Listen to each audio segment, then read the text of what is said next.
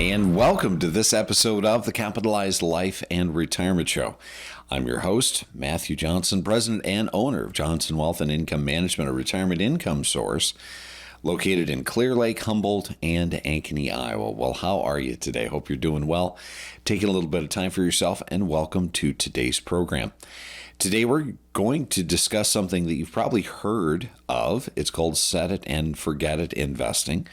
And maybe this is something that you have been involved in. Maybe it's something that you are involved in currently. But today we're going to be discussing why set it and forget it investing simply is no good while you're in the distribution phase of your life. You're in retirement. The dangers of it, why you don't want to do it, and why it's really, really poor advice if somebody is giving you that counsel to set it and forget it. Now, if you're brand new to today's program or to this program in general, not only do I want to give you a warm welcome, but I also want to encourage you, go to our website, johnsonwim.com.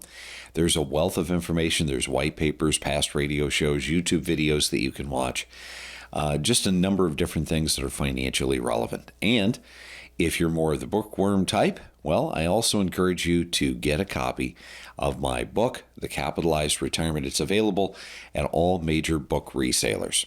So set it and forget it. Why doesn't it work? Well, first of all, I want to give credit where credit is due. Set it and forget it does work, especially in the accumulation stage of your life.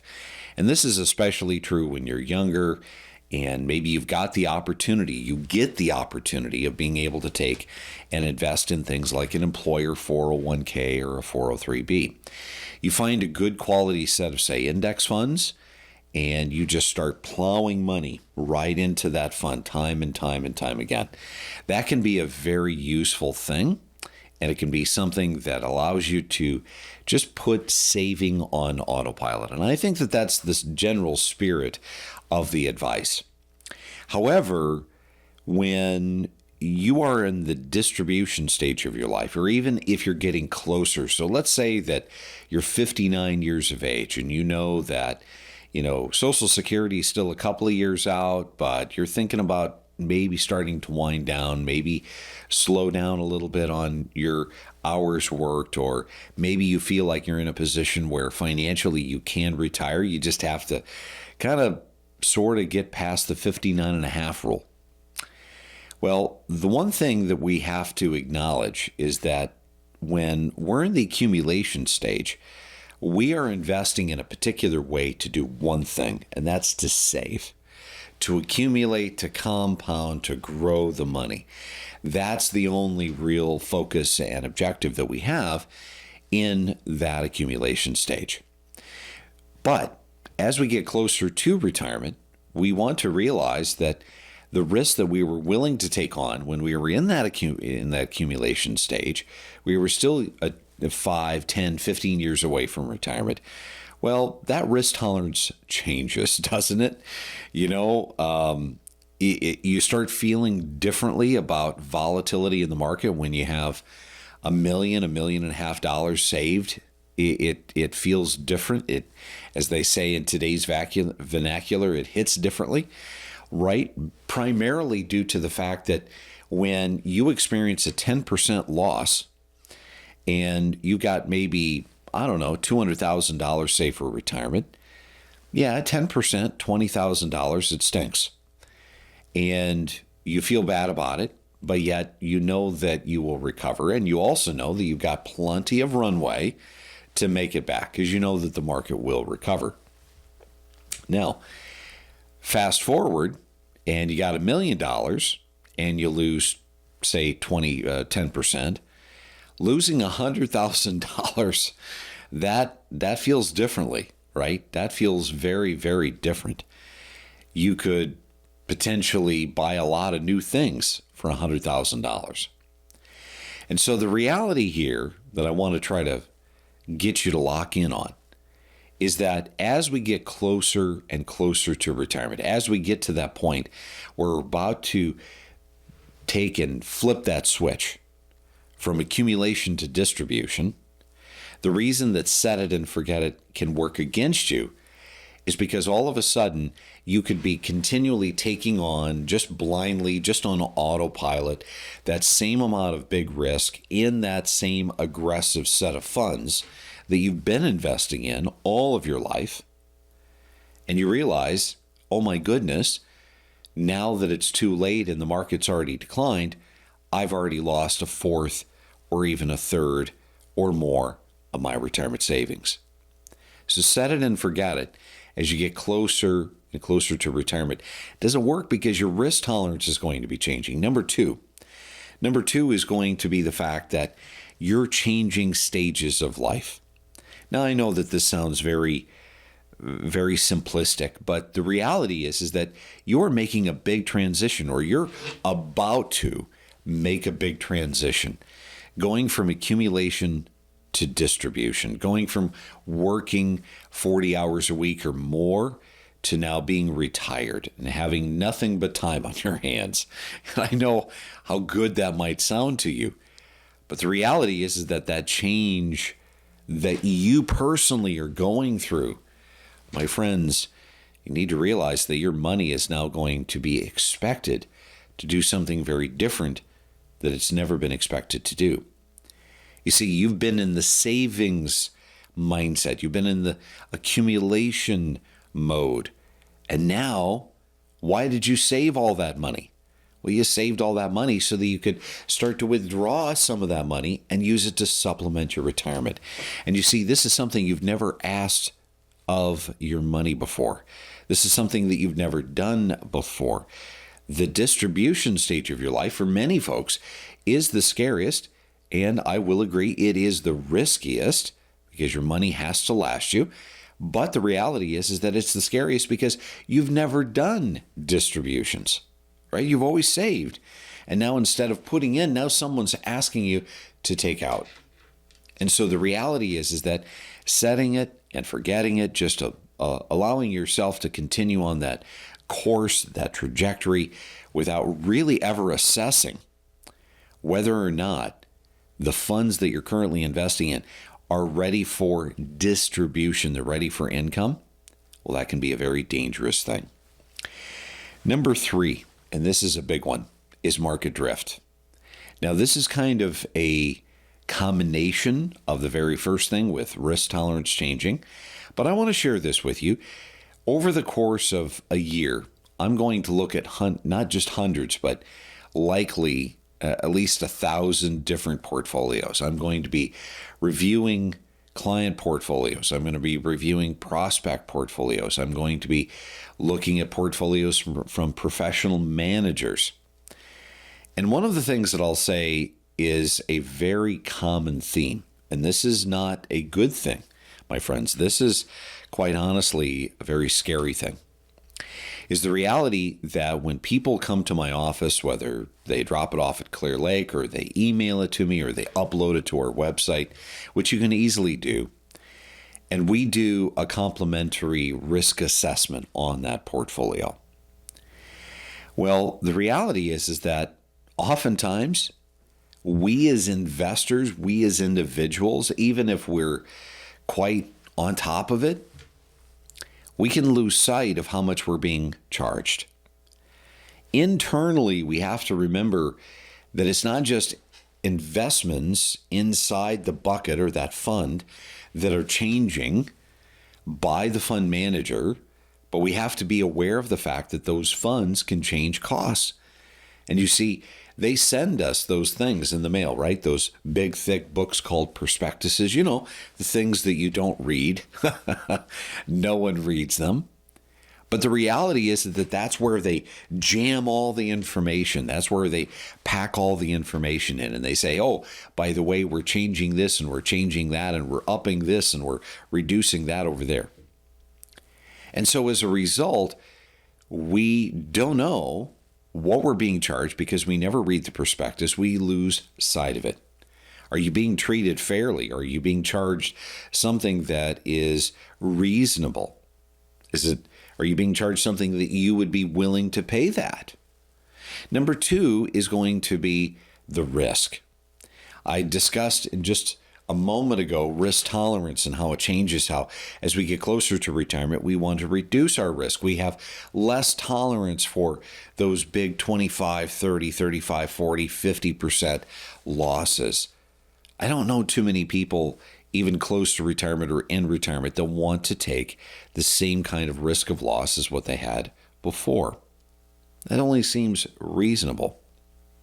But you see, as your portfolio grows, as it matures, it evolves, as things go on and the market changes and the world around us changes, market drift is a real thing.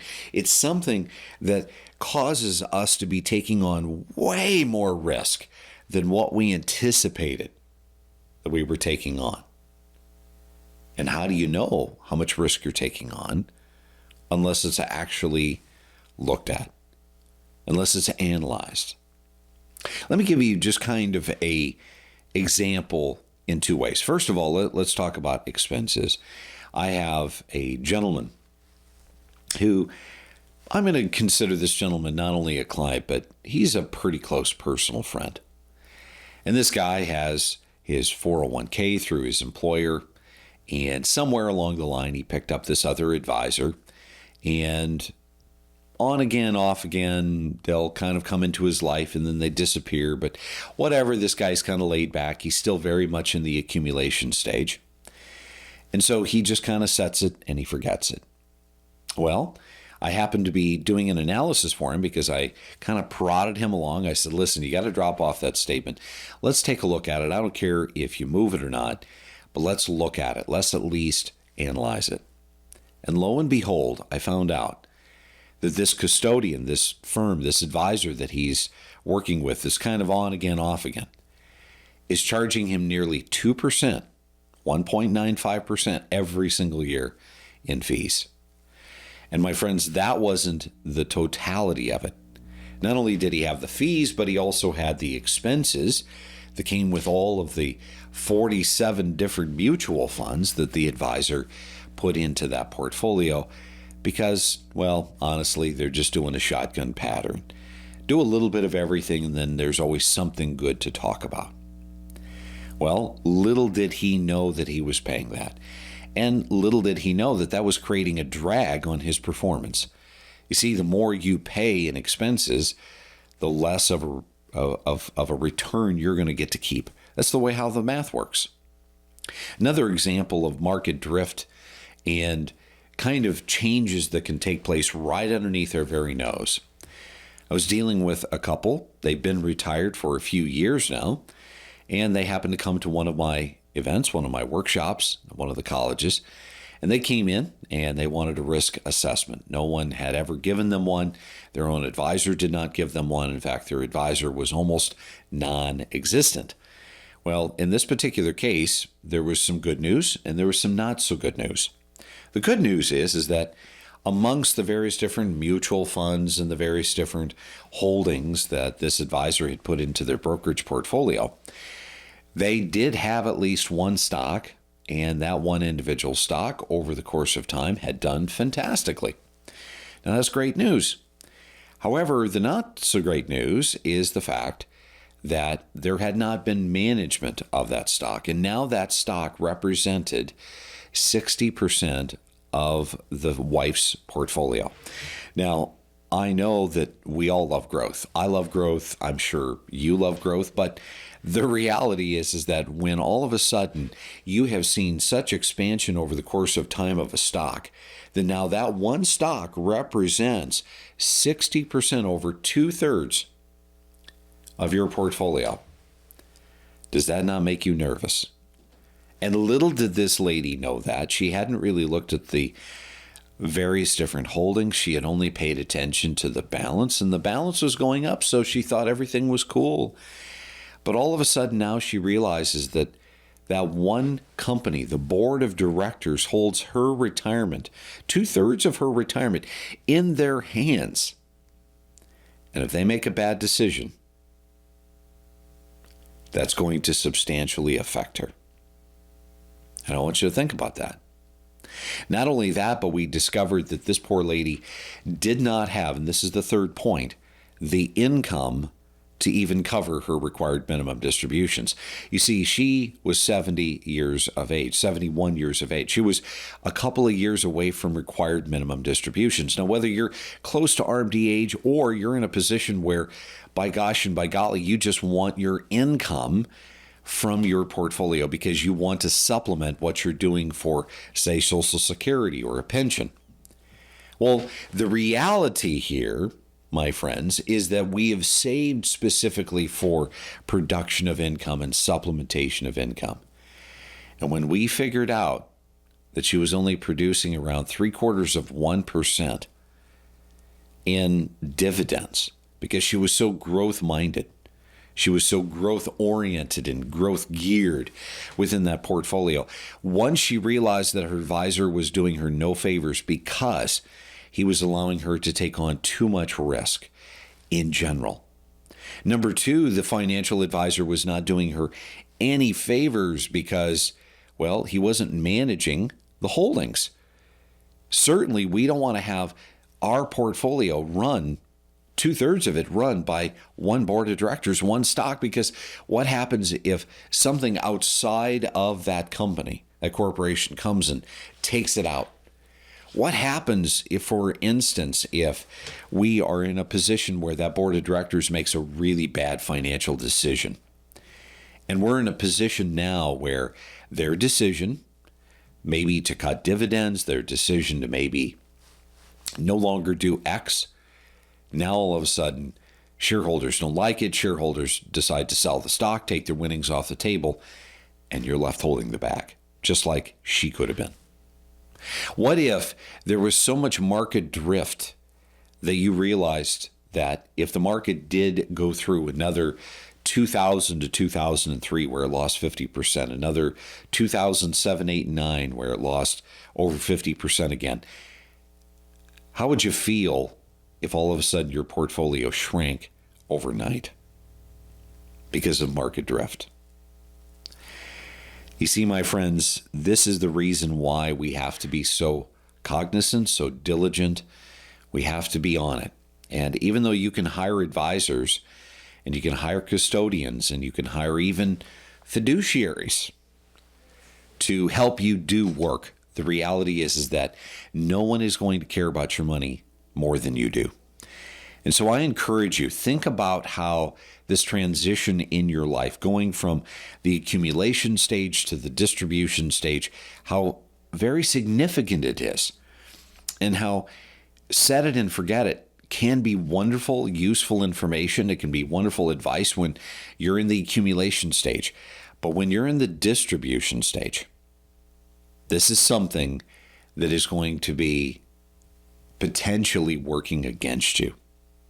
This is where now going to active management, going into something as to a relationship with an advisor or fiduciary whose area of expertise is the distribution stage. It is the stage in which they can create income for you. And we're not talking taking capital gains. We're talking real income through interest and dividends, production of interest and dividends, so that you can live off from the principal instead of on the principal. My friends, don't take the bait. Don't keep doing set it and forget it. It's no good, and it will work against you, and it will cause you to lose sleep in the retirement stage, the distribution stage of your life. I'm Matthew Johnson. Thank you so much for listening and watching, and remember, it's up to you to make today a great day.